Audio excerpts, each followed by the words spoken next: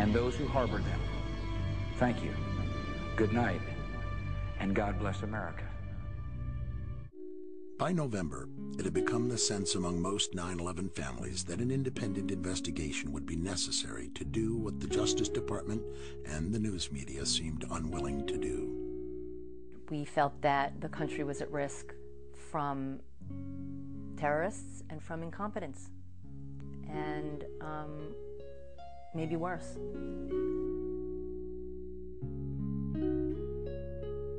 They get a little outside Washington, they stop a red light, and they began wriggling out of their capri pants and putting on their nice little skirts and suits so they could go around all the offices of Congress, bedevil these members of Congress and say, what are you doing about this?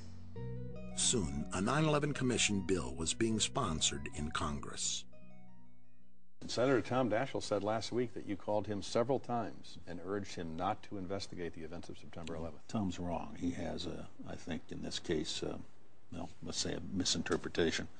He said on one occasion that the president asked him to do that at a breakfast meeting. Are you now saying that they weren't asking to block an investigation? Lori was an independent. Mindy was definitely a Democrat. Actually, Kristen and myself voted for President Bush in the first election. And yet, even though he should have been our biggest advocate, he turned into one of our biggest adversaries.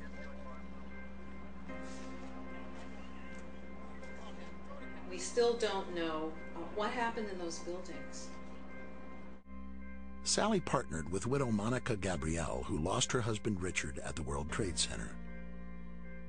Why did the buildings fall? How could skyscrapers just like crumble to the ground in 10 seconds?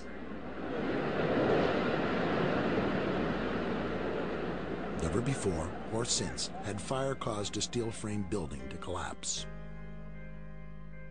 World Trade Center Building Number 7, never hit by an airplane, also collapsed that evening.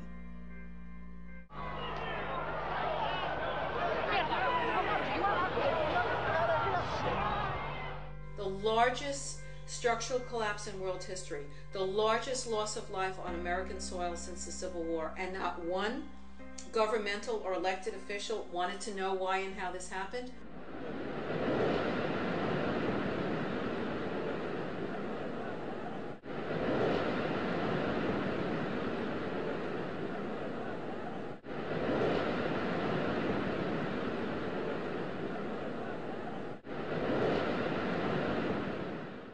I think it's very interesting that this is what Dan Rather had to say when he watched World Trade Center 7 get controlled demolished. Collapsed. And now bear in mind, this building wasn't even hit by an airplane. Now, here we're going to show you a videotape of the collapse itself. Describe that. Now we go to videotape, the collapse of this building.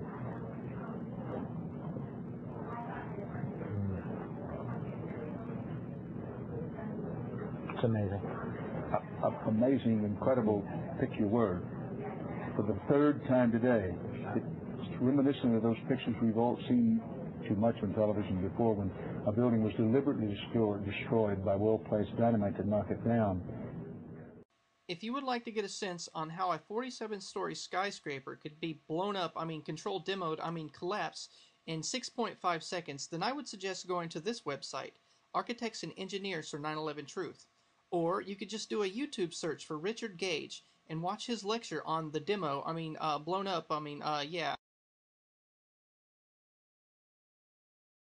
One of my colleagues who was right in the middle of the collapse of those buildings is CNBC's Ron Insana, who went down with a cameraman hoping to get close to the World Trade Center, and then it began to come down, the first one. Ron, take us through what you experienced. Well, Tom, much of the area had been, in fact, cordoned off, and the cameraman from MSNBC and I were trying to get across to the west side of the World Trade Center in order to hook up with the rest of the NBC crews that we knew were there. As we were moving towards the building, we saw the top begin to blow out in a plume of smoke, and we heard the noise associated with an implosion. We turned and immediately... You heard the building collapse, right, Mr. Insana? We saw the top begin to blow out in a plume of smoke, and we heard the noise associated with an implosion. Now surely, Mr. Insana, you realize your journalistic integrity is at stake here. Now you heard the building collapse, right? you heard the noise associated with collapse, right? As we were moving towards the building, we saw the top begin to blow out in a plume of smoke, and we heard the noise associated with an implosion. We turned and immediately ran for cover in the other direction as debris began to rain down. Okay, Mr. Insana. So you say you saw the top of the World Trade Center blow out, and you heard the noises associated with an implosion. Well, what else did you see? Absolutely. Much like the images that were created for the movie Independence Day, when New York was exploding, the corridors of Lower Manhattan are so narrow and channel so much wind, even just on a plain windy day, that this material blew through in a way that was really unimaginable. It was truly frightening. Thank you for your statements, Mr. Insana, and I, for one, appreciate your honesty, candor, and patriotism for bringing this information about 9/11 to light. Thank you so much. The images that were created for the movie Independence Day, when New York was exploding, when New York was exploding, when New York was exploding, when New York was exploding. I think the worst thing that we could do as Americans is pretend like this doesn't happen. There are millions of Americans that believe that 9/11 was an inside job.